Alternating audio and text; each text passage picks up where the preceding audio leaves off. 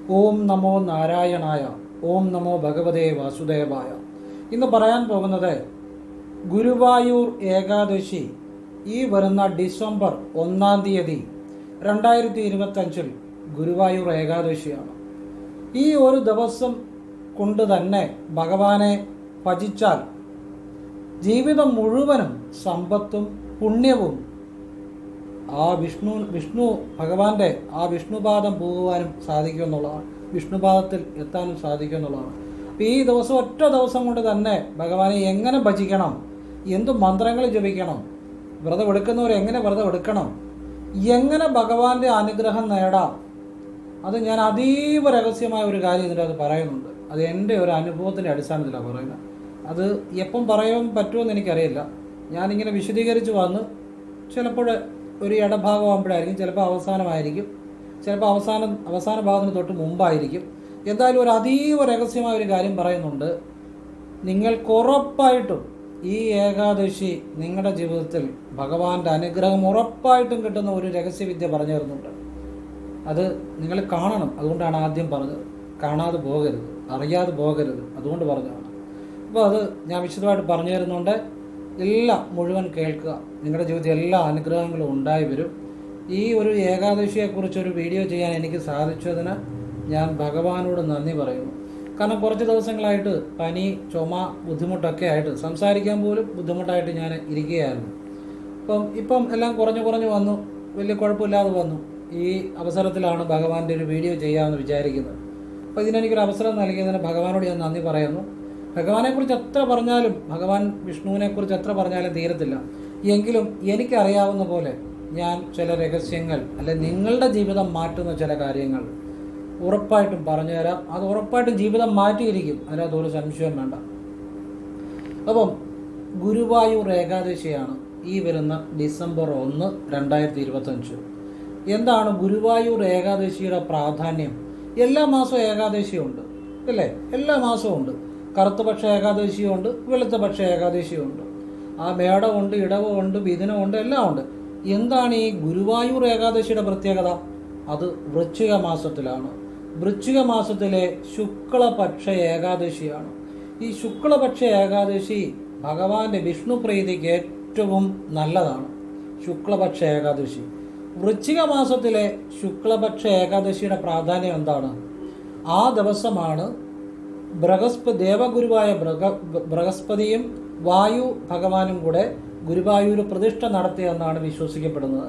മാത്രമല്ല, കുരുക്ഷേത്ര യുദ്ധത്തിൽ അർജുനൻ മാനസികമായി തളർന്നു നിന്നപ്പോൾ, എതിർപക്ഷത്തെ കണ്ട് മാനസികമായി തളർന്നു നിന്നപ്പോൾ ഭഗവാൻ അർജുനന് ഗീതോപദേശം നൽകിയതും ഈ ദിവസമാണെന്നാണ് പറയപ്പെടുന്നത്. അതുകൊണ്ട് ഈ ഗുരുവായൂർ ഏകാദശിയെ ആചരിക്കുന്ന വൃശ്ചിക മാസത്തിലെ വെളുത്തപക്ഷ ഏകാദശി, അതായത് ഡിസംബർ 1, 2025, ഈ ഏകാദശിക്ക് പ്രാധാന്യം ഇതാണ്. അതുകൊണ്ട് തന്നെ ഈ ഏകാദശി വളരെ പ്രധാനപ്പെട്ട ഒരു ഏകാദശിയാണ്. സാധിക്കുമെങ്കിൽ ഈ ഏകാദശിക്ക് നിങ്ങൾ പറ്റുന്ന ഒരു ഗുരുവായൂർ പോകണം. പറ്റാത്തവർ നിങ്ങൾക്ക് അടുത്തുള്ള വിഷ്ണു ക്ഷേത്രത്തിൽ പോകാം. പിന്നെ അമ്പലപ്പുഴ, ആറന്മുള, പത്മനാഭസ്വാമി ക്ഷേത്രം, അല്ലെ നിങ്ങളുടെ അടുത്തുള്ള വിഷ്ണു ക്ഷേത്രങ്ങളെ, കൃഷ്ണക്ഷേത്രങ്ങളെ നിങ്ങളുടെ സൗകര്യം പോലെ പോവുക. നിങ്ങളെക്കൂടെ പറ്റുന്ന പോലെ ചെയ്യുക. ഗുരുവായൂരോ പത്മനാഭസ്വാമി ക്ഷേത്രമോ അല്ലെ അമ്പലപ്പുഴയോ ആറന്മുളയോ ഇങ്ങനെയുള്ള ചൈതന്യം കൂടുതലുള്ള ഏതെങ്കിലും ഒരു ക്ഷേത്രം ദർശനം നടത്താൻ പറ്റുകയാണെങ്കിൽ അത് വളരെ നന്നായിരിക്കും എന്നുള്ളതാണ്.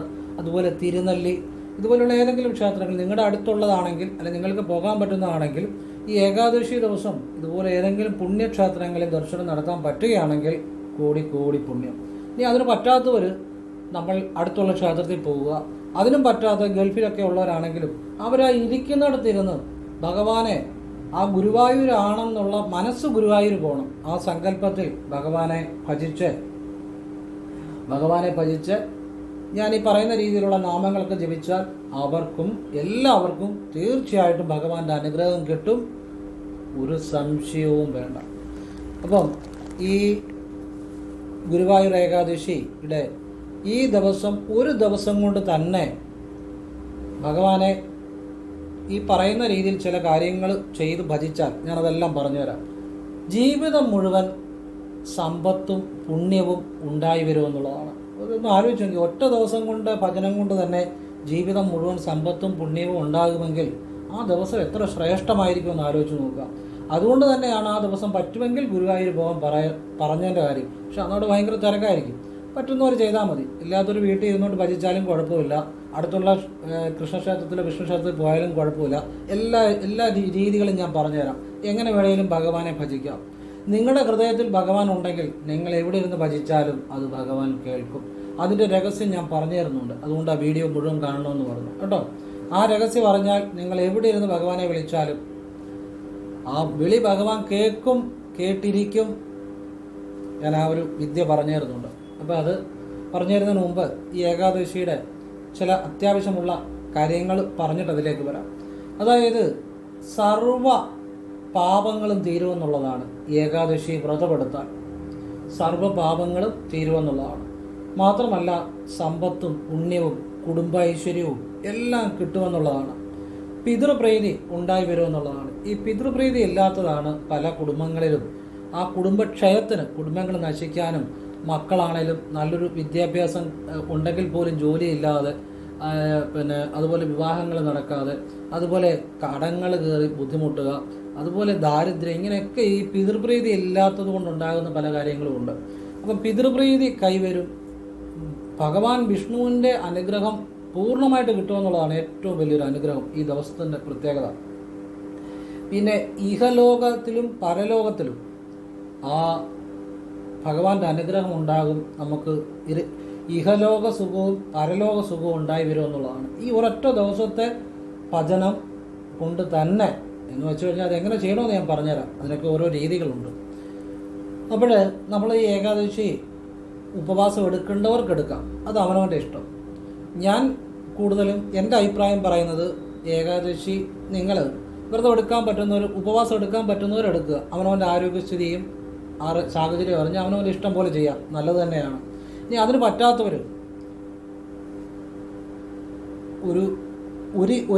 അതായത് ഒരു നേരം മാത്രം ഒരിക്കലൂണ് നടത്തി ഒരിക്കലെടുക്കാനെങ്കിലും ശ്രമിക്കുക. അതിനും പറ്റാത്തവർ, ഇപ്പം മരുന്നൊക്കെ കഴിക്കുന്നവരാണെങ്കിൽ വ്രതവും ഒരിക്കലൂണ് ഒന്നും എടുക്കണ്ട, ഭഗവാനെ ഹൃദയത്തിൽ വെച്ച് ഭജിച്ചാൽ മതി, ഭഗവാന്റെ അനുഗ്രഹം ഉണ്ടാകും. ഞാൻ ആ രഹസ്യവിദ്യ പറഞ്ഞു തരുന്നുണ്ട് കേട്ടോ. ഇനിയും വ്രതമെടുക്കാൻ പറ്റുന്നവർ വ്രതമെടുക്കുക, ഉപവാസം എടുക്കാൻ പറ്റുന്നവർ ഉപവാസം എടുക്കുക. അതൊക്കെ അവനവൻ്റെ ആരോഗ്യസ്ഥിതി അനുസരിച്ച് ചെയ്യുക, അത് അവനവൻ്റെ ഇഷ്ടം പോലെ ചെയ്യുക. ഇനി ഇതൊന്നും പറ്റാത്തവർ, മരുന്ന് കഴിക്കുന്നവരൊക്കെ അവർ ഭഗവാനെ ഉള്ളിൽ വിളിച്ചാൽ തന്നെ ഫലം കിട്ടും. അതെല്ലാം ഞാൻ പറഞ്ഞു തരാം. അപ്പോൾ ആദ്യം വ്രതമെടുക്കുന്നവർ മനസ്സിലാക്കേണ്ട കാര്യം പറഞ്ഞുതരാം. അതായത് ഈ ഏകാദശിയുടെ തലേദിവസം മുതൽ വ്രതമെടുക്കുന്നത് വളരെ നല്ലതാണ് എന്നുള്ളതാണ് എൻ്റെ അഭിപ്രായം. തലേദിവസം വൈകുന്നപാട് മുതലല്ല, തലേദിവസം രാവിലെ മുതൽ വ്രതമെടുക്കുന്നത് കുറച്ചുകൂടി നല്ലതായിരിക്കും. സൂര്യോദയം മുതൽ വ്രതമെടുത്ത് തുടങ്ങുന്നത് കുറച്ചുകൂടി നല്ലതായിരിക്കും എന്നാണ് എൻ്റെ ഒരു അഭിപ്രായം. ചിലർ തലേദിവസം വൈകുന്നപാട് മുതലാണ് എടുക്കുന്നത്, അതും നല്ലത് തന്നെയാണ്. പക്ഷേ തലേദിവസം മുതൽ വ്രതമെടുക്കുന്നത് കുറച്ചുകൂടി നല്ലതായിരിക്കും. അപ്പോൾ നമ്മൾ തലേദിവസം മുതൽ വ്രതമെടുക്കുകയാണെങ്കിൽ അന്നും ഒരിക്കലൂണേ പാടുള്ളൂ, ഉച്ചയ്ക്ക് ചോറുണ്ണാം. അതായത് ഒരിക്കലെടുക്കുന്നവരുടെ കാര്യമാണ് പറയുന്നത്, ഉപവാസത്തിൻ്റെ കാര്യമല്ല. ഉപവാസം എടുക്കേണ്ടവർക്ക് എടുക്കുക, അത് അവനവൻ്റെ ഇഷ്ടം പോലെ ചെയ്യാൻ. ഇനിയും ഒരിക്കൽ എടുക്കേണ്ടവരുടെ കാര്യമാണ് ഈ പറഞ്ഞു തരുന്നത്. അപ്പം ഉച്ചയൂണ് ഒരിക്കലൂണ് പാടുള്ളൂ. അതായത് ഉച്ചയ്ക്ക് ആഹാരം കഴിക്കാം, അരി ചേർന്ന ആഹാരം. ബാക്കി 2 നേരങ്ങളിലും അരി ചേരാത്ത ഭക്ഷണം, ഇപ്പോൾ ഫ്രൂട്ട്സോ ചപ്പാത്തിയോ ഒക്കെ കഴിക്കാം, വെള്ളമൊക്കെ കുടിക്കാം. ഉച്ചയ്ക്കും വെള്ളമൊക്കെ കുടിക്കാനൊന്നും കുഴപ്പമില്ല. അപ്പം ഇത് ദശമി തൊട്ട് എടുക്കുക, പിന്നെ ഏകാദശിയുടെ അന്ന് നമ്മൾ, അപ്പോൾ ഈ വ്രതം ദശമി തൊട്ട് എടുക്കുമ്പോൾ ഉച്ചയുറക്കം പാടില്ല. അത് ആ തലേദിവസത്തിനും പ്രാധാന്യമുണ്ട്. അതുകൊണ്ടാണ് എൻ്റെ അനുഭവത്തിൽ നിന്ന്, ഞാൻ ഏകാദശിയല്ല, ഞാൻ എൻ്റെ അനുഭവത്തിൽ നിന്നാണ് ഞാൻ പറഞ്ഞത്. ഞാൻ ചില അവസാനം പറഞ്ഞുതരാം, എൻ്റെ കാര്യം പറഞ്ഞുതരാം. നമ്മൾ ഏതൊരു വ്രതം എടുത്താലും അതിൻ്റെ തലേദിവസം മുതൽ മനസ്സ് ശുദ്ധമായിരിക്കണം, അപ്പോഴേ അതിന് ഫലം ലഭിക്കുന്നത്. തലേദിവസവും ശുദ്ധമായിരിക്കണം, വ്രതത്തിൻ്റെ അന്ന് ശുദ്ധമായിരിക്കണം, വ്രതം കഴിയുന്ന അടുത്ത ദിവസവും ശുദ്ധമായിരിക്കണം. ഇങ്ങനെ 3 ദിവസങ്ങളിൽ ഒരു മനഃശുദ്ധി ഉണ്ടാകുമ്പോഴേ അതിൻ്റെ ഫലം കിട്ടുന്നത്. അതുകൊണ്ട് പറഞ്ഞതാണ്. അപ്പം എൻ്റെ അനുഭവങ്ങളുടെ അടിസ്ഥാനത്തിലും ആണ് ഞാൻ പറഞ്ഞു തരുന്നത് കേട്ടോ. അപ്പം ദശമി മുതൽ വ്രതമെടുക്കുക, ഒരിക്കലൂണേ പാടുള്ളൂ. രാവിലെയും വൈകിട്ടും അരി ചേരാത്ത ഭക്ഷണം ചപ്പാത്തിയോ ഫ്രൂട്ട്സോ വെള്ളമോ കുടിക്കുക. ഉച്ചയ്ക്ക് ഒരു നേരം അരി ആഹാരം കഴിക്കാം. പിന്നെ അത് ഒരിക്കലെടുക്കുന്നവർക്ക്. പിന്നെ വെള്ളമൊക്കെ കുടിക്കുക. മിത ആഹാരമേ പാടുള്ളൂ. ഉച്ചയുറക്കം പാടില്ല. ആരെയും ദുഷിക്കരുത്. മനസ്സിൽ പോലും ചിന്തിക്കരുത്. ആരെയും ദുഷിക്കാൻ പാടില്ല. ആരെക്കുറിച്ചും മോശമായി ചിന്തിക്കാൻ പാടില്ല. മനസ്സിൽ പൊങ്ങച്ചം, അഹങ്കാരം, അസൂയ, കുശുമ്പ്, വിഷമം, നിരാശ ഇതൊന്നും പാടില്ല. ഇതൊന്നും മനസ്സിൽ പാടില്ല. ഭഗവാനേ എന്നൊരു ചിന്ത മാത്രമേ പാടുള്ളൂ. അതുപോലെ തന്നെ ഈ സിനിമ, സീരിയൽ, നാടകം ഇങ്ങനെ മനസ്സിന് കൗതുകം പകരുന്ന, മനസ്സിന് സുഖം പകരുന്ന, അല്ലെ മനസ്സിനെ ഭോഗസുഖങ്ങളെ ഉണർത്തുന്ന ഇങ്ങനെയുള്ള കാര്യങ്ങളൊന്നും അതിലേക്കൊന്നും പോകരുത്. അതൊന്നും കാണാൻ പാടില്ല. നമ്മുടെ മനസ്സ് മറ്റൊന്നിലേക്കും പോകരുത്. ഓം നമോ നാരായണായ, ഓം നമോ ഭഗവതേ വാസുദേവായ, ഭഗവാനെ എന്നുള്ള ചിന്ത മാത്രമേ പാടുള്ളൂ. മറ്റൊരു കാര്യത്തിലേക്ക് മനസ്സ് പോയാൽ നമ്മൾ ആ ചെയ്യുന്നത് കൊണ്ടുള്ള ഫലം വേണ്ട രീതി കിട്ടത്തില്ല എന്നുള്ളതാണ്. അപ്പം ഭഗവാനെ എന്നൊരു ചിന്ത മാത്രമേ പാടുള്ളൂ. അതുപോലെ തന്നെ ഭക്ഷണ കാര്യങ്ങളിലൊക്കെ ശ്രദ്ധിക്കണം. മിത ഭക്ഷണമേ ആകാവുള്ളൂ. എന്ന് വെച്ചാൽ ആവശ്യത്തിന് ഭക്ഷണം കഴിക്കണം. ഇനി മരുന്നും ഒക്കെ കഴിക്കുന്നവരാണെങ്കിൽ ഒരു വ്രതം എടുക്കേണ്ട, ഭഗവാനെ ഭജിച്ചാൽ മതി കേട്ടോ. ചിലരിപ്പോൾ ഷുഗർ രോഗികളുണ്ട്, അവർക്ക് ഭക്ഷണം കഴിക്കാതിരിക്കാൻ പറ്റില്ല. അവരൊന്നും വ്രതം എടുക്കണ്ട എന്ന് ഞാൻ പറയത്തുള്ളൂ. കാരണം അതാണ് അതിൻ്റെ ശരി. അവർ ഈശ്വരനെ ഭജിച്ചാൽ മതി. ഇനി വ്രതം എടുക്കാൻ പറ്റുന്നവർ ഈ ഒരിക്കൽ എടുക്കുക, ഉപവാസം എടുക്കാൻ പറ്റുന്നവർ എടുക്കുക. അത് അവരുടെ ഇഷ്ടം. അതൊക്കെ അവരവരുടെ ഇഷ്ടം. ഒരിക്കൽ എടുക്കുന്നതിനെ കുറിച്ചാണ് ഈ പറഞ്ഞു തരുന്നത്. അപ്പോൾ ഇത് ദശമിയുടെ അന്ന് ചെയ്യുക. പിന്നെ വിഷ്ണു ക്ഷേത്ര ദർശനം നടത്തണം. ഭഗവാന്റെ നാമങ്ങൾ എപ്പോഴും ജപിക്കണം. എന്ന് വെച്ച് കഴിഞ്ഞാൽ നമ്മൾ ഫ്രീ ആയിട്ട് എവിടെയെങ്കിലും സ്വസ്ഥമായിട്ട് ഇരുന്നൊക്കെ ഭഗവാന്റെ നാമങ്ങൾ ജപിക്കുക. എന്നുവെച്ചാൽ റോഡിൽ കൂടെ നടന്നോ അങ്ങനെയൊന്നും ചെയ്യരുത്. നമ്മൾ എവിടെയെങ്കിലും സ്വസ്ഥമായിട്ടിരുന്ന് ഭഗവാന്റെ നാമങ്ങൾ, ഭഗവാനെ എന്നൊരു ചിന്തയെ കാണാവുള്ളൂ. ഭഗവാന്റെ പാദങ്ങളെ എപ്പോഴും സ്മരിക്കണം കേട്ടോ. ഭഗവത് പാദങ്ങളെ, ഭഗവാൻ നാരായണന്റെ പാദങ്ങളെ എപ്പോഴും സ്മരിച്ചു ജപിക്കുക. അതിന് പ്രത്യേക ഫലമുണ്ട്. മനസ്സ് ഭഗവാനെ പാദങ്ങളിൽ അങ്ങ് സമർപ്പിക്കണം മനസ്സുകൊണ്ട്. അത് ഓം നമോ നാരായണായ ജപിക്കാം, ഓം നമോ ഭഗവതേ വാസുദേവായ ജപിക്കാം, വിഷ്ണു ഗായത്രി ജപിക്കാം, ഓം നാരായണായ വിദ്മഹേ വാസുദേവായ ധീമഹി തന്നോ വിഷ്ണു പ്രചോദയാത്. ഈ മന്ത്രത്തിന് ഒരുപാട് അത്ഭുത ശക്തിയുണ്ട്. ഈ മന്ത്രം ജപിക്കുന്നിടത്തൊക്കെ നല്ല കാര്യങ്ങളെ നടക്കത്തുള്ളൂ. പിന്നെ വിഷ്ണു സഹസ്രനാമം ജപിക്കുന്നവർക്ക് അത് ജപിക്കാം, എന്ത് വേണേലും ജപിക്കാം. അപ്പം നിങ്ങൾക്ക് ഇഷ്ടമുള്ളതൊക്കെ ജപിക്കുക. എന്ത് ജപിച്ചാലും നിങ്ങളുടെ മനസ്സ് ഭഗവാനിലായിരിക്കണം. വേറെ ഒരു കാര്യത്തിലും മനസ്സ് പോകരുത് എന്നുള്ളതാണ് അതിൻ്റെ രഹസ്യം. ഇല്ല, ഞാൻ വേറെ ഒരു രഹസ്യം പറഞ്ഞു തരുന്നുണ്ട്. ഞാനിപ്പോൾ ഇത് പറഞ്ഞു കഴിഞ്ഞ് പറയാം. അപ്പം ഇത് നിങ്ങളിങ്ങനെ ദശമി തൊട്ട് ഒരിക്കലെടുക്കുന്നവരെ എടുക്കുക. അത് കഴിഞ്ഞ് ഏകാദശി ദിവസം വെളുപ്പിനെ സൂര്യോദയത്തിന് മുമ്പേ എഴുന്നേറ്റ് കുളിച്ച് ഭഗവാന്റെ നാമങ്ങൾ ജപിച്ച് ഭഗവാനിൽ മനസ്സ് സമർപ്പിച്ച് ജപിച്ച് ശേഷം നിങ്ങൾ ക്ഷേത്രദർശനം നടത്തുക. ഭഗവാൻ ഇഷ്ടമുള്ള വഴിപാടുകൾ ചെയ്യുക. ഈ ദശമിക്കും വിഷ്ണു ക്ഷേത്ര ദർശനം, തലേദിവസവും വിഷ്ണു ക്ഷേത്ര ദർശനം നടത്തി വഴിപാട് ചെയ്യുന്നതും ഭയങ്കര ഫലമാകും കേട്ടോ. ഞാൻ പറഞ്ഞല്ലോ, ഏതൊരു വ്രതവും ഫലമാകുന്നത് തലേദിവസം, ആ വ്രതത്തിൻ്റെ അന്ന് അടുത്ത ദിവസം. ഈ 3 ദിവസങ്ങളിലും ഒരുപോലെ മനഃശുദ്ധി, കർമ്മശുദ്ധി, ഭഗവാന്റെ വഴിപാടുകളെ, ഭഗവത് ദർശനമൊക്കെ ഉണ്ടാകുമ്പോഴാണ് കേട്ടോ. അതെപ്പോഴും ഓർത്തുകൊള്ളുക. പിന്നെ അതിന് പറ്റാത്തവർ നമ്മൾ ഇരിക്കുന്നിടത്ത് ഇരുന്നുകൊണ്ട് ഭഗവാനെ ഭജിച്ചാൽ മതി. അതിപ്പോൾ ഗൾഫിലൊക്കെ ഉള്ളവർ, അതിനുള്ള എല്ലാവർക്കും വേണ്ട ഒരു അത്ഭുതകരമായ ഒരു കാര്യം ഞാൻ അവസാനം പറഞ്ഞുതരാം കേട്ടോ. അപ്പോൾ എവിടെ ഇരുന്നാലും ഫലം കിട്ടുന്ന ഒരു കാര്യം ഞാൻ പറഞ്ഞുതരാം. ഭഗവാനെ വിളിച്ച് അതിൻ്റെ ഇത് പറഞ്ഞു കഴിഞ്ഞ ഉടനെ പറയാം. അവിടെ ഏകാദശിയുടെ അന്നും ക്ഷേത്രദർശനം ചെയ്യുക. ഭഗവാൻ ഇഷ്ടമുള്ള വഴിപാടുകൾ ഏതൊക്കെയാണ്? ഏത് ദേവനും അല്ലെ ദേവതയ്ക്കും ഇഷ്ടമുള്ള വഴിപാടുകൾ ആ ദേവതയുടെ ഇഷ്ട നിവേദ്യമാണ്. ഭഗവാൻ കൃഷ്ണനല്ലേ വിഷ്ണുവിന് ഇഷ്ടമുള്ള ഏതാണ്? പാൽപ്പായസം. പിന്നെ നിങ്ങൾക്ക് ഭാഗ്യസൂക്ത പുഷ്പാഞ്ജലി ചെയ്യാം, പുരുഷ സൂക്ത അർച്ചന ചെയ്യാം, ഭഗവാന് വെണ്ണ സമർപ്പിക്കാം, ഭഗവാൻ അവല് സമർപ്പിക്കാം, ഭഗവാന് കദളിപ്പഴം സമർപ്പിക്കാം, ഭഗവാന് തുളസിമാല സമർപ്പിക്കാം. ഇതെല്ലാം കൂടെ ഒരാൾ സമർപ്പിക്കണമെന്നല്ല പറഞ്ഞത്. ഇത് നിങ്ങൾക്ക് പറ്റുന്നത്, നിങ്ങളുടെ ആ പോകുന്ന ക്ഷേത്രത്തിലുള്ളത്, നിങ്ങളെക്കൊണ്ട് പറ്റുന്നത് നിങ്ങൾ ചെയ്യുക. പറഞ്ഞാൽ മനസ്സിലായല്ലോ. ഭഗവാന് ഇത് ഏറ്റവും പ്രധാനം. മനസ്സ് ശുദ്ധമായിട്ട് ഭഗവാനെ വിളിക്കുക എന്നുള്ളത്, നിങ്ങളുടെ പ്രവൃത്തിയും മനസ്സ് ശുദ്ധമായിരിക്കുക എന്നുള്ളത് ഇതിൻ്റെ ഏറ്റവും പ്രധാന കാര്യം. അങ്ങനെ ഏകാദശിയുടെ അന്ന് ക്ഷേത്രത്തിൽ പോയി നമ്മൾ, പിന്നെ ഏകാദശി ദിവസം നമ്മൾ അന്നും ഉപവാസമൊക്കെ എടുക്കേണ്ടവർക്ക് എടുക്കാം. ഞാനിപ്പം ഒരിക്കലെടുക്കുന്നവർ അന്നും രാവിലെ ചപ്പാത്തിയോ ഫ്രൂട്ട്സോ ഒക്കെ കഴിക്കാം, വെള്ളം കുടിക്കാം. ഉച്ചയ്ക്ക് മാത്രം ഒരു നേരം അരിയാഹാരം കഴിക്കാം, വെള്ളം കുടിക്കാം. വൈകിട്ട് ചപ്പാത്തിയും ഫ്രൂട്ട്സും വെള്ളമൊക്കെ കുടിക്കാം. ഒരു നേരം മാത്രമേ അരിയാഹാരം കൊണ്ട് ഒരിക്കൽ കൊണ്ട് പാടുള്ളൂ. അങ്ങനെ ഭഗവാനെ സ്മരിച്ചുകൊണ്ട് ഈ ഏകാദശി ദിവസവും ഈ 3 ദിവസവും സീരിയല്, സിനിമ, നാടകം ഇങ്ങനെ മനസ്സിന് കൗതുകം പകരുന്ന, മനസ്സിനെ വിഷയാസക്തിയിലേക്ക് നയിക്കുന്ന ഒരു കാര്യങ്ങളും കാണാൻ പാടില്ല. മനസ്സിലായല്ലേ? മനസ്സ് ഭഗവാനിൽ മാത്രമായിരിക്കണം. ആഹാരവും സാത്വിക ഭക്ഷണമായിരിക്കണം. അതിലെ ഉള്ളിയൊക്കെ ഒഴിവാക്കുന്നത് നല്ലതാണ്. മിത ആഹാരമായിരിക്കണം. പിന്നെ ഒരിക്കൽ മാത്രമേ ഊണ് പാടുള്ളൂ, അരി ചേർന്ന ആഹാരം. അത് ഉച്ചയ്ക്ക്. ബാക്കി 2 നേരം അരി അല്ലാത്ത ചപ്പാത്തിയോ ഫ്രൂട്ട്സോ വെള്ളമൊക്കെ കുടിക്കാം. ഉച്ചയ്ക്കും വെള്ളമൊക്കെ കുടിക്കാനും കുഴപ്പമില്ല. അപ്പോൾ എല്ലാം മിത ആഹാരമായിരിക്കണം. ഇങ്ങനെ മനസ്സ് ഭഗവാനിലായിരിക്കണം. അതാണ് അതിൻ്റെ ഒരു രഹസ്യം. നമ്മൾ നാമജപം ഭഗവാനെ നമ്മൾ ജപിക്കുന്നു. പിന്നെ അത് കഴിഞ്ഞ് ഭഗവാനെ നമ്മൾ ധ്യാനിക്കുന്നു. ഭഗവാനെ ജപിക്കുന്നു. പിന്നെ നമ്മൾ മൗനത്തിൽ ഇരുന്ന് ഭഗവാനെ ധ്യാനിക്കുന്നു. ഈ നാമജപം, മൗനം, ധ്യാനം ഇത് 3ഉം പ്രധാനമാണ്. ഭഗവാനെ നമ്മൾ വാഗൊണ്ട് നാമങ്ങൾ ജപിക്കുന്നു. അതിനുശേഷം അല്പം മൗനമായിട്ടിരിക്കണം. ആ മൗനത്തിൽ ഭഗവാനെ നല്ലതായിട്ട് ഭഗവാന്റെ പാദങ്ങളിൽ അങ്ങ് സ്മരിക്കണം. ഭഗവാന്റെ പാദങ്ങളിൽ ശരണം പ്രാപിക്കുന്നതായിട്ട് അതിനൊരു ശക്തിയുണ്ട്. അത് നിങ്ങൾ ഈ 3 ദിവസവും ചെയ്യണം. ഞാൻ പറയാൻ പോകുന്ന രഹസ്യം അതല്ല, ഇത് വരുന്നുണ്ട് കേട്ടോ. അപ്പോൾ ഇത് കൂടെ നിങ്ങൾ ചെയ്യണം. അപ്പോൾ നിങ്ങൾക്ക് ഫലമുണ്ടാകും. പിന്നെന്താ, അടുത്ത ദിവസം ദ്വാദശിയുടെ അന്ന് രാവിലെ, ഏകാദശി കഴിഞ്ഞ് വരുന്ന അടുത്ത ദിവസം ദ്വാദശിയുടെ അന്ന് രാവിലെ 8 മണിക്ക് മുമ്പായിട്ട് ക്ഷേത്രത്തിൽ പോയി തീർത്ഥജലം കുടിച്ച് പാരണ വീടാം.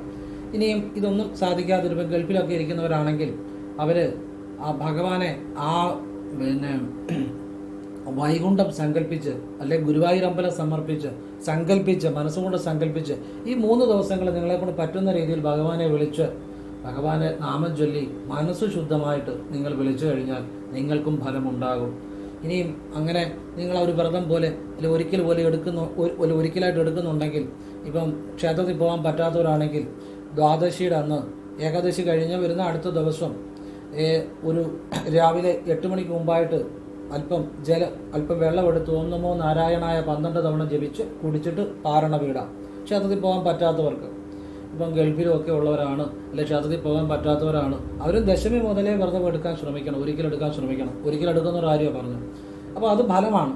അപ്പോൾ നിങ്ങളുടെ മനസ്സ് ഗുരുവായൂർ തന്നെ ആയിരിക്കണം, അല്ലെങ്കിൽ വൈകുണ്ഠത്തിൽ തന്നെ ആയിരിക്കണം. ഭഗവാനിൽ നിങ്ങൾ എവിടെ ഇരുന്നുകൊണ്ടും ചെയ്യാം. അപ്പോൾ ഇങ്ങനെ നിങ്ങൾ ഭഗവാനെ ഭജിച്ചു കഴിഞ്ഞാൽ ഭഗവാന്റെ എല്ലാ അനുഗ്രഹങ്ങളും ഉണ്ടായി വരും. ഇനിയും പലരും പറഞ്ഞ് ഞാൻ കേട്ടിട്ടുണ്ട്, ഈ നാരായണായ നമ നാരായണായ നമ നാരായണായ നമ ഇങ്ങനെ ജപിക്കുന്നത് നല്ലതാണ്. പക്ഷെ ഞാൻ എൻ്റെ ഒരു അറിവ് പറയാം. ശരിക്കും ഓം നമോ നാരായണായ എന്നാണ് ജപിക്കേണ്ടത്. അങ്ങനെ ജപിക്കുമ്പോഴാണ് ഏറ്റവും വലിയ അനുഗ്രഹം കിട്ടുന്നത്. അത് എന്തുകൊണ്ടാണെന്ന് അറിയാം. ഞാൻ ഒരുപാട് പ്രാവശ്യം വീഡിയോ പറഞ്ഞിട്ടുണ്ട്. നാരായണായ നമ എന്ന് പറയുമ്പോൾ നാ രാ യ ന യ ന മ എത്ര അക്ഷരം വന്നു? നാ രാ യ ന യ ന മ 7 അക്ഷരം വന്നു. അത് ഒരു കണക്കൊത്തതല്ല. എങ്ങനെ ഭഗവാനെ ഓം നമോ നാരായണായ അഷ്ടാക്ഷരമാണ് ജപിക്കേണ്ടത്.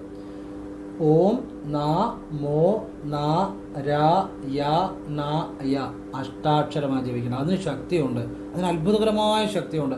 മറ്റേത് നിങ്ങൾക്ക് ജപിക്കുക, അത് കുഴപ്പമൊന്നുമില്ല. പക്ഷെ ഭഗവാന്റെ ഏറ്റവും വലിയ അനുഗ്രഹം കിട്ടുന്നത് ഇങ്ങനെ ജപിക്കുമ്പോഴാണ്.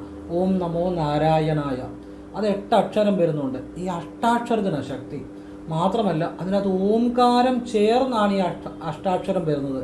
അത്ഭുതകരമായ ശക്തിയാണ്. നിങ്ങൾ അങ്ങനെ ജപിക്കുക. ഓം നമോ നാരായണായ, ഓം നമോ നാരായണായ അങ്ങനെ ജപിക്കുക. അത് നിങ്ങളുടെ ജീവിതം മാറ്റും. അങ്ങനെയാണ് ഭഗവാന്റെ എല്ലാ അനുഗ്രഹം കിട്ടാൻ അങ്ങനെ ജപിക്കണം. എല്ലാം ഒരു കണക്കൊത്ത് വേണം ചെയ്യുക. പറഞ്ഞ മനസ്സിലായോ? ആ അഷ്ടാക്ഷരമായിട്ട് ജപിക്കുമ്പോഴാണ് അത് ശക്തി കിട്ടുന്നത്. അതിനകത്ത് ഓം വരണം. ഓം നമോ നാരായണായ അത്രയും മതി. ഓം നമോ നാരായണായ നമാന്ന് വേണ്ട, അത് നാരായണായ നമാന്ന് വേണ്ട. ഓം നമോ നാരായണായ അത്രയും മതി.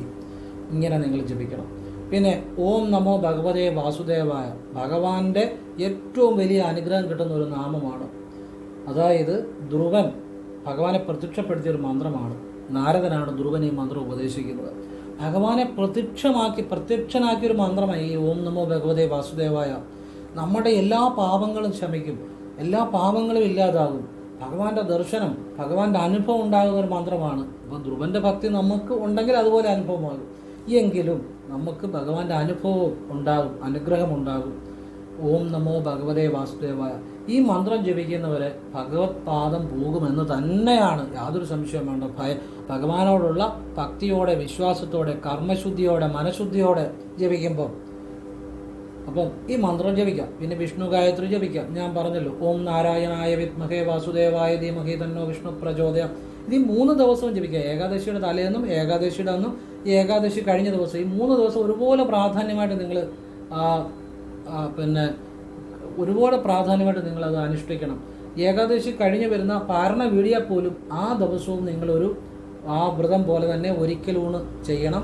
ബാക്കി രാവിലെയും വൈകിട്ടും ചപ്പാത്തി ഫ്രൂട്ട്സ് വെള്ളം കുടിക്കുക, ഉച്ചയ്ക്ക് ചോറ് കഴിക്കുക, ഇച്ചിരി വെള്ളം കുടിക്കുക. ആ ദിവസവും ആ ഒരു ഒരിക്കൽ പോലെ തന്നെ ആചരിക്കണം. പാരണ വീടിയാൽ പോലും പ്രത്യേക ഫലമാണ് കേട്ടോ.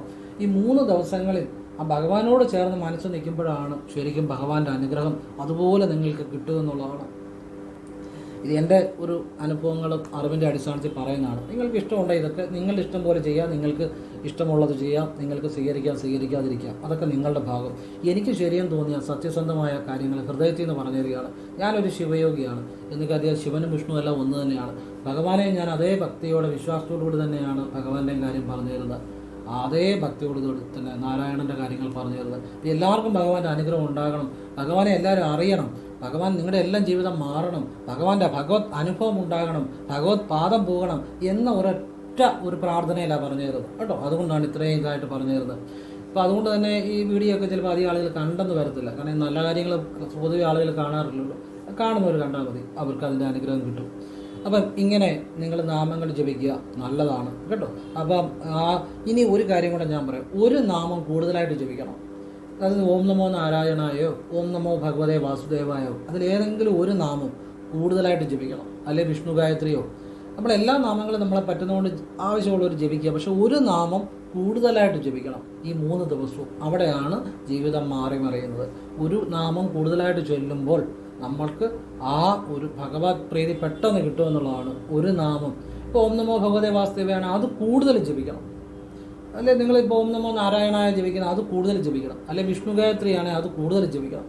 ഒരു നാമം കൂടുതലായിട്ട് ജപിക്കണം. എപ്പോഴും ഓർത്തുകൊള്ളുക, ഒരു നാമം കൂടുതലായിട്ട് ജപിക്കുമ്പോഴാണ് നിങ്ങളുടെ ഉള്ളിലെ ആ ബോധം, ഈശ്വരബോധം അത് നല്ല രീതിയിൽ ഉണരുന്നത്, നമുക്ക് അനുഭവമാകുന്നത്. പറഞ്ഞ് മനസ്സിലായി? അത് എപ്പോഴും ഓർത്തുകൊള്ളുക. എല്ലാ നാമങ്ങളും ജപിക്കുക, പക്ഷെ ഒരു നാമം കൂടുതലായിട്ട് ഈ 3 ദിവസവും ജപിക്കണം. നിങ്ങൾ ഫ്രീ ആയിട്ടിരിക്കുമ്പോൾ സ്വസ്ഥമായിട്ടിരിക്കുമ്പോഴൊക്കെ മനസ്സ് ജപിക്കുക, കൊണ്ട് ജപിക്കുക. മനസ്സ് ഏറ്റവും ശുദ്ധമാക്കി വെക്കുക എന്നുള്ളത് അതിൻ്റെ അത് ഏറ്റവും പ്രധാനം. കുറ്റവും മറ്റുള്ളവരുടെ കുറ്റവും കുറവും പൊങ്ങച്ചവും അഹങ്കാരവും അസൂയയും ഒന്നും പാടില്ല. അതുപോലെ തന്നെ നിരാശ പാടില്ല, ഒന്നും പാടില്ല. നിരാശയും വലിയ ആഹ്ലാദങ്ങളും സന്തോഷങ്ങളും ഒന്നും വേണ്ട. മനസ്സിനെ ഒരു ശുദ്ധാവസ്ഥയിൽ, മനസ്സിനെ ഒരു ശുദ്ധാവസ്ഥയിൽ, അഹങ്കാരവും അഭിമാനവും ഇല്ലാത്ത ഒരവസ്ഥയിൽ ആ ഒരു ബോധത്തിൽ നിർത്തിയാൽ മതി. ശുദ്ധമായ ബോധത്തിൽ നിർത്തിയാൽ മതി. അതാണ് നല്ലത്. ആഘോഷങ്ങൾ കൂടിയാലും മനസ്സിൽ അഹങ്കാരം ഉണ്ടാകും. അപ്പോൾ നമ്മൾ ആഘോഷമില്ല, സങ്കടമില്ല, വിഷമമില്ല, ഭഗവാനെ എന്നൊരു 3 ദിവസത്തേക്ക് ആ ഒരു ചിന്തയിൽ മനസ്സ് നിർത്തണം കേട്ടോ. അപ്പോഴാണ് മാറ്റം ഉണ്ടാകുന്നത്. ഇനിയും ഞാൻ അത്ഭുതകരമായ ഒരു രഹസ്യം നിങ്ങൾക്ക് പറഞ്ഞുതരാം. അത് നിങ്ങളുടെ ജീവിതത്തിൽ ഒരുപാട് പ്രയോജനപ്പെടും. എൻ്റെ അനുഭവം ഞാൻ പറഞ്ഞു തരുന്നത്. അതായത് നിങ്ങൾക്ക് അത് ഒരുപാട് ഉപകാരപ്പെടും. ഞാൻ പണ്ടൊരിക്കൽ പഠിച്ചുകൊണ്ടിരിക്കുന്ന സമയത്ത്, അതായത് എനിക്ക് തോന്നുന്നു പ്രീ ഡിഗ്രിക്ക് പഠിക്കുന്ന സമയമാണെന്ന് തോന്നുന്നു, അതോ ബികോം ആണോ എന്ന് എനിക്കറിയില്ല. പ്രീ ഡിഗ്രി ആണെന്നാണ് എൻ്റെ പ്രീ ഡിഗ്രിയോ ബികോമോ ഏതാണ്ട് സമയങ്ങളാണ്. പ്രീ ഡിഗ്രി ആണെന്ന് തോന്നുന്നു. പഠിച്ചുകൊണ്ടിരിക്കുന്ന സമയത്ത് ഞാൻ ഒരു പ്രാവശ്യം ശിവരാത്രി വ്രതമെടുത്തു. ഞാൻ പറയാൻ പോകുന്ന കാര്യം നിങ്ങൾക്ക് ഏകാദശിയുടെ വ്രതം എടുക്കുമ്പോൾ അത് ഉപകാരപ്പെടും. എൻ്റെ ഒരു അനുഭവം പറഞ്ഞിരുന്നത് ശിവരാത്രിക്ക് ഉണ്ടായ അനുഭവമാണ്. പക്ഷേ ആ അനുഭവത്തിൻ്റെ രഹസ്യം പറഞ്ഞു കിട്ടുമ്പോൾ നിങ്ങൾക്ക് ഏകാദശിക്കും അതുപോലെ ചെയ്താൽ നിങ്ങൾക്ക് പ്രയോജനിക്കും. നിങ്ങൾ ഏകാദശിക്ക് ചെയ്യേണ്ടത് വിഷ്ണുവിൻ്റെ നാമത്തിലാണ്. പക്ഷേ ഈ വിദ്യ മനസ്സിലാക്കിയാൽ, ഞാൻ ശിവരാത്രിക്കാണ് എനിക്ക് അനുഭവം ഉണ്ടായത്, പക്ഷെ ഞാൻ ചെയ്ത വിദ്യ ആ രീതിയിൽ നിങ്ങൾ വിഷ്ണുവിൻ്റെ വിദ്യ ഏകാദശിക്ക് ചെയ്താൽ നിങ്ങൾക്ക് ഭഗവാന്റെ ഉറപ്പായിട്ടും അനുഗ്രഹം ഉണ്ടാകും. നിങ്ങൾ എത്ര ഏകാദശി എടുത്താലും ഞാനീ പറയുന്ന കാര്യം അറിയാതെ ചെയ്താൽ അത് അപൂർണമായി പോകും കേട്ടോ. അപ്പം ശിവരാത്രി ദിവസം ഞാൻ ഉപവാസം എടുത്തെന്ന് പറഞ്ഞാൽ വെളുപ്പിനെ ഞാൻ എഴുന്നേറ്റു. വെളുപ്പിനെ എനിക്ക് നന്നായിട്ട് വെളുപ്പിനെ എഴുന്നേറ്റ്, അത് 4 മണിയാണോ എന്ന് ഞാൻ ശരിക്കും ഓർക്കുന്നില്ല. നന്നായി വെളുപ്പിനെ എഴുന്നേറ്റു, ഞാൻ കുളിച്ചു, ശിവസഹസ്രനാമം ജപിച്ചു. അതുകൊണ്ടാണ് ഞാൻ പറഞ്ഞ ഏകാദശിക്ക് നിങ്ങൾ അറിയാവുന്നൊരു വിഷ്ണു സഹസ്രനാമം ജപിക്കണം, പ്രത്യേക അനുഗ്രഹം. അറിയാവുന്നൊരു ജപിക്കുക, ഇല്ല ഭഗവാന്റെ ഏത് നാമം ജപിച്ചാലും മതി. ഞാൻ ശിവരാത്രിയുടെ എൻ്റെ അനുഭവം പറഞ്ഞു, ഇപ്പോഴല്ല വർഷങ്ങൾക്ക് മുമ്പുള്ള പ്രീ ഡിഗ്രിക്കോ ബികോമിനോ കൊണ്ട് പഠിക്കുന്ന സമയം, പ്രീ ഡിഗ്രി ആണെന്ന് തോന്നുന്നു. അപ്പം ഞാൻ ശിവരാത്രിയുടെ അന്ന് നന്നായി വെളുപ്പിനെ എഴുന്നേറ്റു. ഞാൻ കുളിച്ചു ശിവ സഹസ്രനാമം ജപിച്ചു. ഞാൻ പണ്ട് അത് ഞാൻ നേരത്തെ ജപിച്ചിട്ടുള്ള, അതുകൊണ്ട് എനിക്കത് അറിയാം, ഞാൻ പലപ്പോഴും ജപിച്ചിട്ടുള്ള. അപ്പോൾ ശിവ സഹസ്രനാമം ജപിച്ച് കഴിഞ്ഞ് ഭഗവാന്റെ നാമങ്ങൾ എപ്പോഴും ഓം നമഃ ശിവായ ഇങ്ങനെ ജപിച്ചുകൊണ്ടിരുന്നു. എനിക്ക് ഭഗവാനെ എന്നൊരു ചിന്തയുള്ളൂ, വേറെ ഒന്നുമില്ലായിരുന്നു, വേറെ ഒരു ചിന്ത എൻ്റെ മനസ്സിലില്ല. അങ്ങനെ എന്നിട്ട് ഞാൻ ശിവക്ഷേത്രത്തിൽ പോയി അന്നൊക്കെ എന്തോ എന്നെക്കൊണ്ട് പറ്റുന്ന വഴിപാട് ചെയ്തു എന്നുള്ളതാണ് എൻ്റെ ഓർമ്മ. ഇനി വഴിപാട് ചെയ്തോന്നും എനിക്കറിയത്തില്ല. ചിലപ്പോൾ ഞാൻ അന്നൊക്കെ പോയി തൊഴാറേ ഉള്ളൂ. കാരണം ചിലപ്പോൾ വഴിപാട് ചെയ്യാനൊന്നും കയ്യിലൊന്നും കാണത്തില്ല, ആണ് അന്നത്തെ സത്യം. എന്തോ ഞാനായാലും ക്ഷേത്രത്തിൽ പോയി ഭഗവാനെ തൊഴുതു, വഴിപാട് ചെയ്തോന്ന് ഞാൻ ഓർക്കുന്നില്ല. എന്തായാലും കൊള്ളാം, ഞാൻ ഭഗവാന്റെ നാമങ്ങൾ ജപിച്ച് തുപ്പൽ പോലും ഇറക്കാതെ, നിങ്ങളങ്ങനെ ചെയ്യണമെന്നല്ല പറഞ്ഞു കേട്ടോ, ഞാനൊരു രഹസ്യം പറഞ്ഞാലും വേണ്ടി പറഞ്ഞ, തുപ്പൽ പോലും ഇറക്കാതെ ഉച്ച വരെ ഞാൻ ഉപവാസം നിന്നു. ഉച്ച കഴിഞ്ഞപ്പോൾ എനിക്ക് ശരീരത്തിന് ക്ഷീണം ഉണ്ടായി. ഞാൻ ഉച്ച കഴിഞ്ഞ് എനിക്ക് ഉപവാസം പറ്റിയില്ല. അപ്പോൾ പലരും പറഞ്ഞു, അയ്യോ ഉപവാസം ഉച്ചവരെ എടുക്കാൻ പറ്റുള്ളൂ, അത് നിനക്ക് മുഴുമിക്കാൻ പറ്റിയില്ലല്ലോ എന്നൊക്കെ പറഞ്ഞ് എന്നെ പലരും മനസ്സിന് ഇങ്ങനെ പലരും പറയില്ല. അപ്പോൾ നമുക്കും വിഷമം തോന്നുള്ളൂ. പക്ഷേ എനിക്ക് പ്രത്യേകിച്ച് വിഷമമൊന്നും തോന്നിയില്ല. കാരണം ഞാൻ ആ ഉച്ചവരെ എടുത്തത് ഭഗവാനേ എന്നൊരു ചിന്തയിലായിരുന്നു.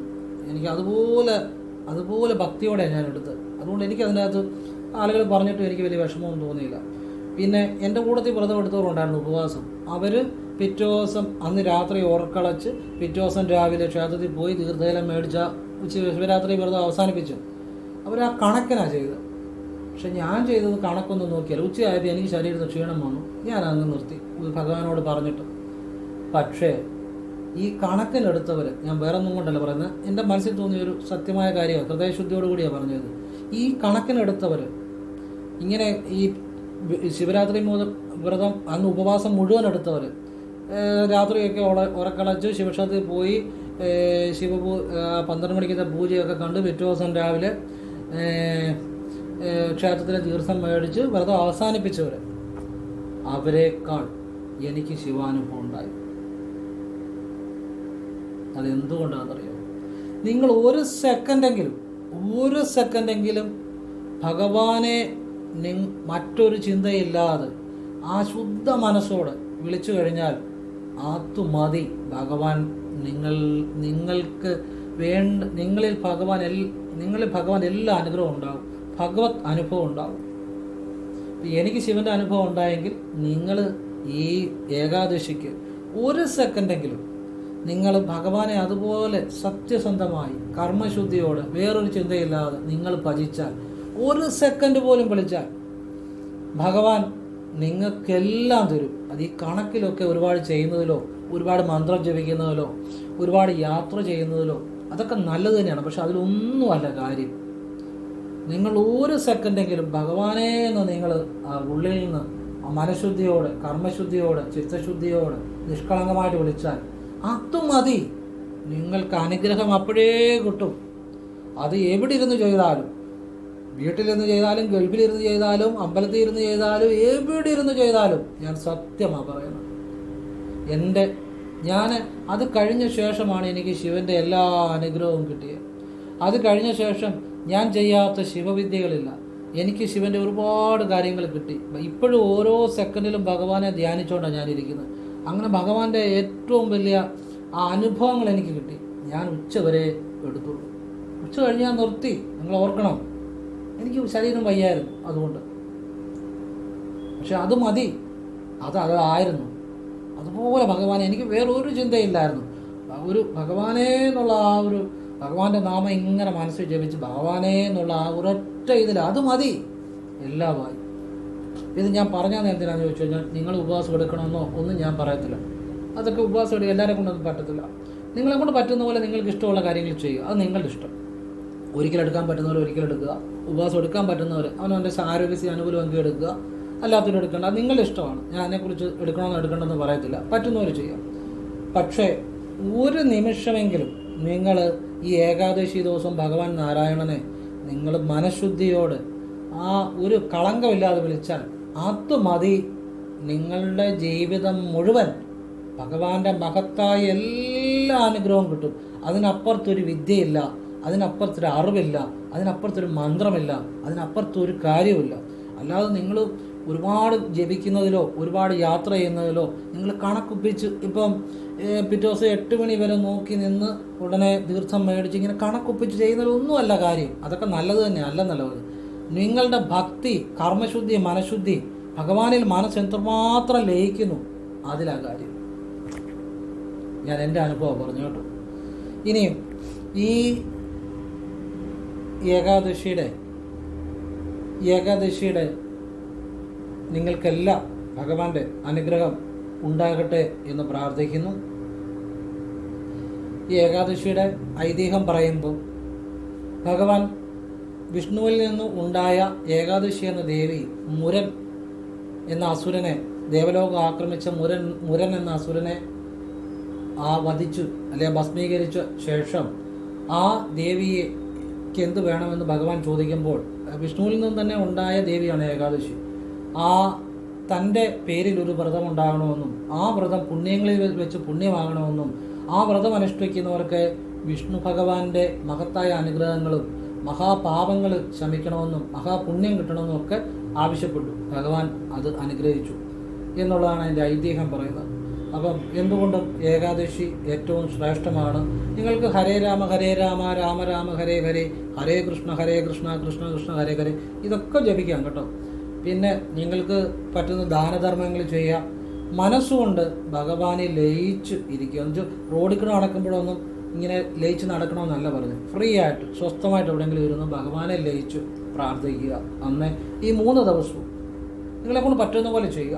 നിങ്ങളുടെ ആ മനഃശുദ്ധിയിലാണ് കാര്യം. അല്ലാതെ നിങ്ങളുടെ വേഷഭൂഷാദികളിലോ അല്ലെ നിങ്ങൾ കുറേ ശ്ലോകങ്ങൾ ഇങ്ങനെ ജപിച്ചുകൊണ്ട് അതൊക്കെ നല്ലത് തന്നെയാണ്. പക്ഷെ മനസ്സുകൊണ്ട് ഭഗവാനെ എന്ന് വിളിച്ചാൽ അല്ലെ ഭഗവാനെ സ്മരിച്ചാൽ അത് മതി. നിങ്ങളുടെ മനസ്സങ്ങ് ചെല്ലണം, അത്രയേ ഉള്ളൂ. ശുദ്ധമായ മനസ്സായിരിക്കണം, നിഷ്കളങ്കമായ മനസ്സായിരിക്കണം. ഈ അകവൂർ മനയിലെ തിരുമേനിയുടെ ആശ്രിതനായിട്ടാണ് ചാത്തൻ, അകവൂർ ചാത്തൻ. അതിങ്ങനെയാണ് അദ്ദേഹത്തിന് അകവൂർ ചാത്തൻ എന്ന് പേര് വരുന്നത്. അകവൂർ മനയിലെ തിരുമേനിയുടെ ആശ്രിതനായിരുന്നു അകവൂർ ചാത്തൻ. അകവൂർ ചാത്തന് വലിയ വിദ്യാഭ്യാസമോ വലിയ അറിവോ എന്ന് വെച്ച് കഴിഞ്ഞാൽ അദ്ദേഹത്തിന് തിരുമേനിയെ പോലെ വലിയ പാണ്ഡിത്യമൊന്നും ഇല്ലായിരുന്നു. എങ്കിൽ പോലും ഇദ്ദേഹത്തിൻ്റെ മനസ്സ് ശുദ്ധമായിരുന്നു. അപ്പോഴേ ഇദ്ദേഹം അകവൂർ ചാത്തൻ തിരുമേനിയോട് പരബ്രഹ്മത്തെക്കുറിച്ച് ചോദിച്ചപ്പോൾ തിരുമേനി പറഞ്ഞു, മാടൻ പോത്തിൻ്റെ രൂപമാണ് പരബ്രഹ്മത്തിന്. ഈ പാവം അത് വിശ്വസിച്ച് ആ രൂപത്തിൽ ആ പരബ്രഹ്മത്തെ ധ്യാനിച്ചു.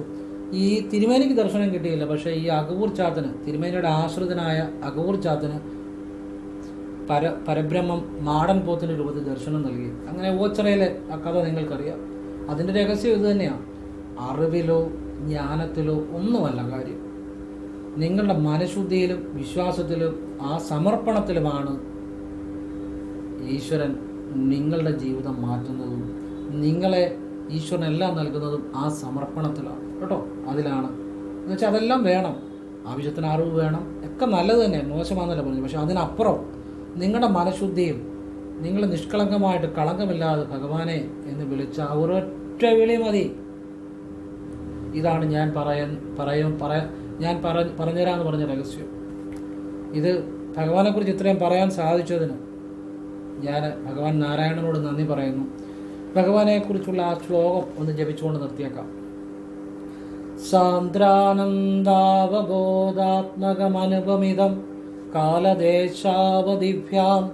നിർമുക്തം നിത്യമുക്തം നിഗമശതസഹസ്രേണ നിർഭാസ്യമാനം അസ്പഷ്ടം സ്പഷ്ടമാത്രേ പുനരൊരു പുരുഷാർത്ഥാത്മകം ബ്രഹ്മതത്വം തത്താവത്ഭാതി സാക്ഷാത് ഗുരുപവനപുരേ ഹന്തഭാഗ്യം ജനാനാം.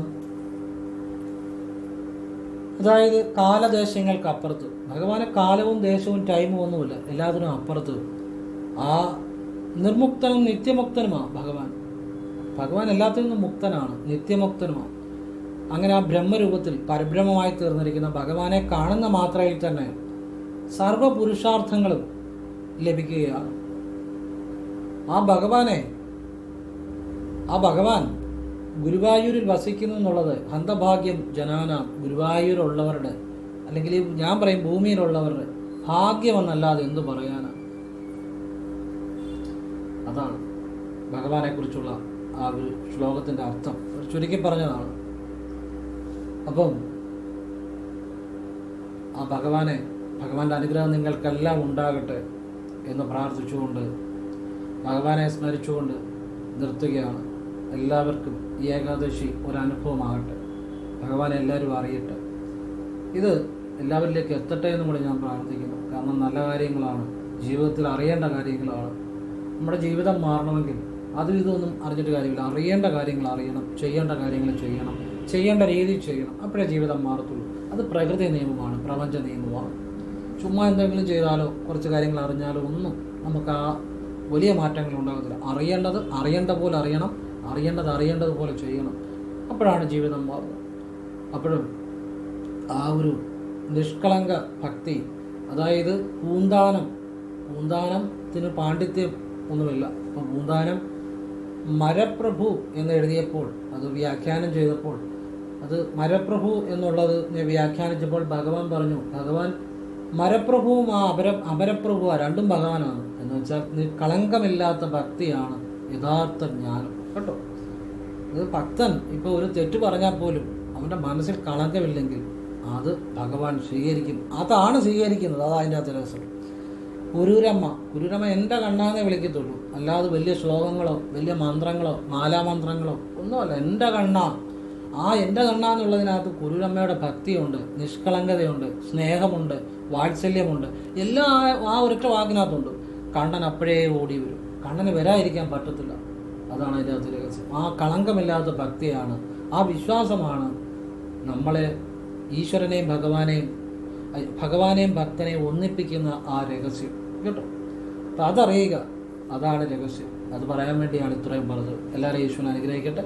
ഓം കൃഷ്ണായ നമഃ. ശിവോഹം ശിവ. ഓം നമോ നാരായണായ.